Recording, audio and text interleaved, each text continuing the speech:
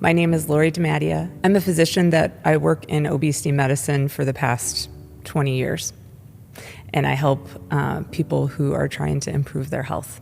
So my patients are usually struggling with weight and are wanting to address that and improve from how they feel to how they look to reducing medications, climbing Pikes Peak, doing all kinds of what we call non-scale victories.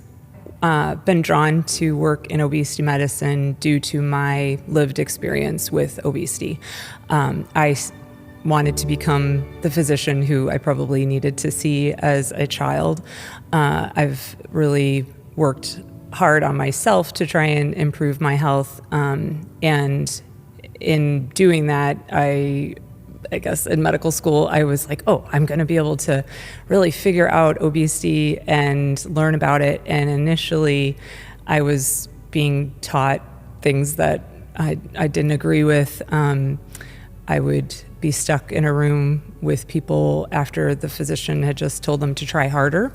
And I was very frustrated with just the lack of treatment options that were being offered. And as a student, I just said, well, I think we could do X, Y, or Z. But I was a student. I didn't really know what I was talking about. And so I dove into learning more about that and had to seek out mentorship and education because this was back in the 90s and not many people were in that space. And so I was very lucky to be able to find someone who helped write guidelines, in treatment and worked with them. And then I was able to come back as a resident and do more time focused on that. So for me, I did try harder. I did all the things in terms of what people talk about, working on improving your diet, really working out harder. And I, as a high schooler, was a 3-sport, athlete, varsity, ended up playing basketball in college. So I knew how to work out. That wasn't the issue. It's just my physiology is a little bit stuck. And what I am on a path to try and get out is the idea that this is physiology and not a personal failing. So interestingly enough, I started to really gain weight in college. I was mildly overweight as a younger person, but the perception was there was a big problem. And it wasn't necessarily internally that I was feeling that way. The culture and surrounding messaging and I think a lot of women feel that way, where we're judged for our appearance much more than men. And it's really been an interesting journey trying to navigate that because I feel like big is powerful, and so it's not about making someone get smaller for me. It's about helping people get healthier. And that is where I think sometimes when patients start to work with me, they're a little bit surprised about how I speak about it. And I'm not here to help further eating disorders. I'm really actually trying to undo some of that thinking. You don't have to be super tiny to have anorexia, and there's a lot of people who, despite living in a bigger body, have a lot of the same messaging internally that people who have a smaller, thinner body that we typically are used to qualifying as anorexia. So for me, I really I had an eating disorder in high school, and that probably is what helped keep me, quote unquote, in a smaller body. And when I went to college, I just decided that wasn't how I wanted to live my life. And so I just kind of let go of that. And then my body started to grow. And it wasn't until probably medical school that I was at my heaviest. And I recognized that the traditional approaches weren't helping me. And, I could lose maybe 10 or 15 pounds, and then I'd gain it all back as soon as I stopped that intervention. So at my heaviest, I weighed 284 pounds, and my BMI was above 40. And I, at that point, really started to be concerned about my health long term. I have horrible family history, heart disease on both sides. And so I ended up not responding to medications, the traditional, I think what people are more used to. And I ended up deciding I needed to move forward with bariatric surgery. And I won't know if I'm successful until I make it past 65 without having open heart surgery. Because if I continued on that path, I probably was going to be third generation open heart surgery. And I really didn't want that. And so it's a tension, because now I'm in a smaller body and people react differently to me.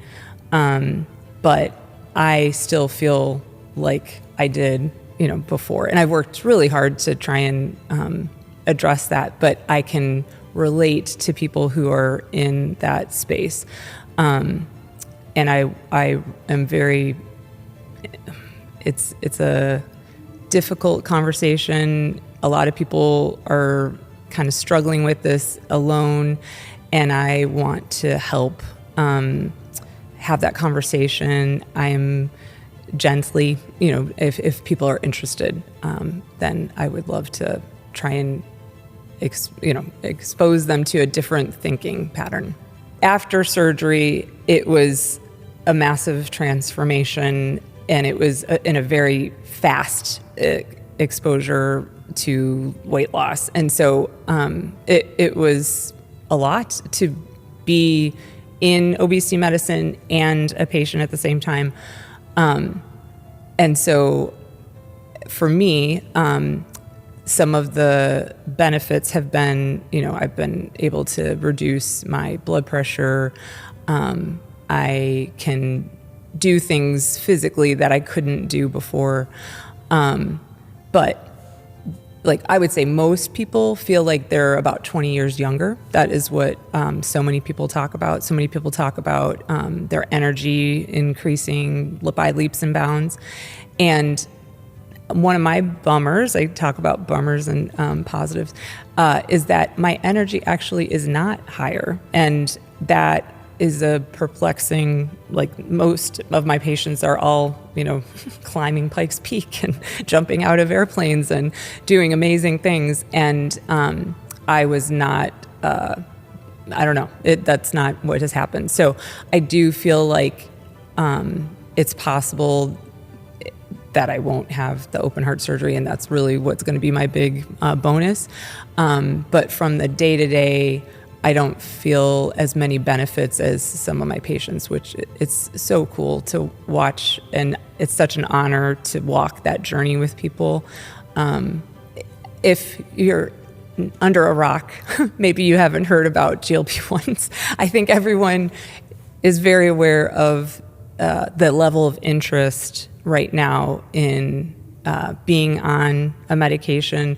I just read an article in Forbes saying that 50% of Americans are interested in either being on it or they're already on it, which that is mind-blowing for me to hear that kind of language. I don't think 50% of Americans should be on that kind of medication. And so it is bringing people to me that sometimes it's more disordered eating discussion and that's not what they're coming to me for, but I'm recognizing they don't understand yet that they actually are suffering from an eating disorder. And so it's changed. I really was drawn to obesity medicine at the time where people didn't have a voice. There wasn't people serving that group of patients. And so I felt very much called to that. And it's been interesting because I think over the past several years, I'm ending up working with people who are not who I originally set out to help. And so I love it when someone feels, that is not the right word. There are people who feel like prisoners in their bodies, and I want to help them transform so that they don't feel that way. And that is those are my people. That's who I want to work with. I believe the GLP family of medicines has been very helpful, and in the appropriate hands and treatment plan, there are people who have been able to transform their lives without bariatric surgery. So like bariatric surgery is by far looked at as that's such a big step, and I don't think I want to take that step. I mean, of the people who potentially could have bariatric surgery, only 2% move in that direction. So it's a very small amount of people who move to bariatric surgery. And the GLP-1 family of medicine has been able to impact a larger population and actually make a wonderful transformation for them. The other message that I really want to get out is that it's accepted that hypertension, diabetes, high cholesterol, obesity all benefit from optimizing your diet and physical activity. And there are people who can really manage those disease states with just diet and exercise, and that's wonderful. But hypertension, like that is something, it's a lot of times diet and exercise is not enough, and we really don't want a stroke, so we're going to stack treatment. And it's understood that if you need to add a medicine to get your blood pressure under control, and then you decide to stop that blood pressure medicine, that your blood pressure is going to go back up. And no one argues about that or is surprised by that. That is not the same for obesity. For some reason, and I don't really understand why both patients and other healthcare providers fight that. They want, a temporary, give me a jump start, doc, is what the message is. And I am not popular when I talk about the fact that if you need to add something to get that treated, if you take that treatment away, likely there's going to be a regain of weight. And that's not, it's in the research, but it's just, I think a lot of people are listening to others that maybe say different. And in other words, if you stop the intervention that was so helpful in the weight loss, whether it's diet or exercise or medication, you're going to regain weight. So that's a very, I don't see an ideal solution. I think there are approaches that work super well for one group of people, and it's not going to work for another. So I use, my previous colleagues were vegan and did great with veganism. And I tried to be vegan. Not going to work for me. I felt like I had a bowl that I was eating all the time and never felt full or satisfied.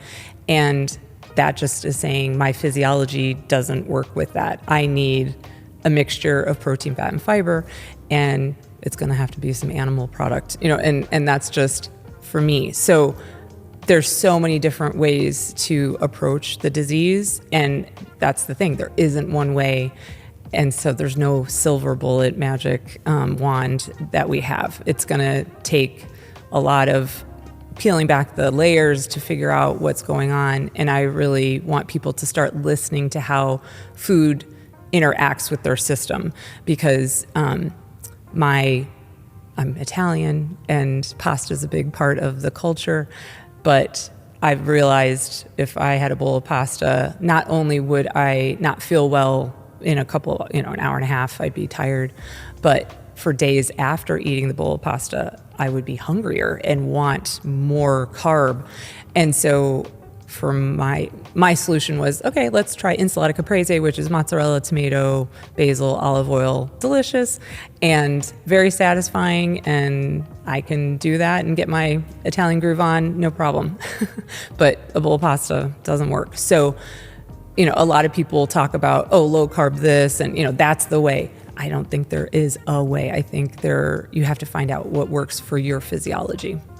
So I found Arlen through YouTube, and the group All Access has been so helpful, and the people who are drawn to Arlen are heart-centered entrepreneurs who want to make a difference in their community, and those are my people, and that's who I want to be around and learn from. And while I may not have added $500,000, I'm working on it, but it is just being in the proximity and seeing other people's successes that help push you forward. I believe my assignment is to help women find the balance between their mental and physical well-being. I have thousands of experiences with women who are putting everyone else's needs ahead of their own, and I'm here to advocate for them to care for themselves, mother themselves, and remind them of their power. And it's a beautiful transformation that I get to witness on a daily basis, and I want to get the message out to more people. I want people to stop blaming themselves for their physiology.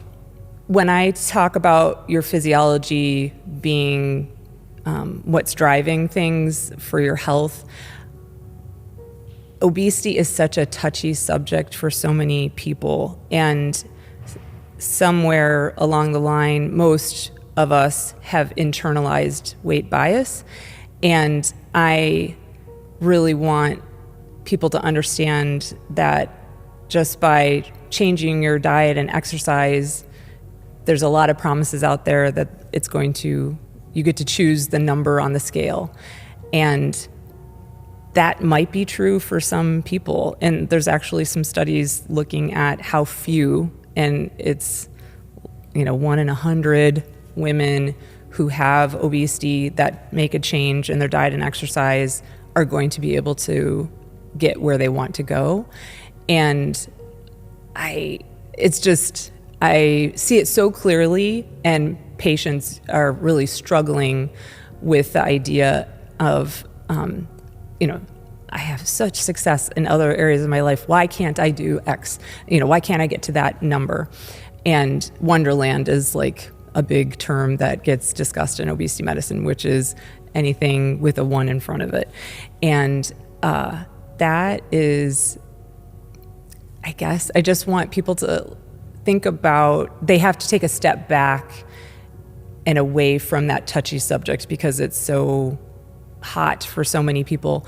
And I try to talk about, as a child, Christy Brinkley was really popular in my world, and I wanted blue eyes so bad. I can't change that. I have brown eyes. That's my physiology. That is not changeable. And for some people, just their setup is so tied to a certain number. And so I really want them to understand that we can impact it, but it's not going to be a cure. And that's I think what a lot of people struggle with. They feel like, oh, I'm going to do this intervention for a couple months and then I'll be all better. And it's a lifelong kind of work. I have a book coming out, and so I hope that message will be a way for people to kind of self-direct and review and digest some information. And then, I'm hoping to build a school community so that we can talk together and learn together and support each other, because there's just so much information out there that it's really hard to figure out what is healthy and what is not. And all of this is coming because I see a lot of messaging that is kind of worrisome. And I just want to be a voice of reason, of sanity in this kind of insane time. My book is about the 4 food cues and the CHEF framework. And basically, CHEF stands for craving, hunger, energy, and fullness. and we kind of review how you can be your own experiment. You can figure out what works best for you.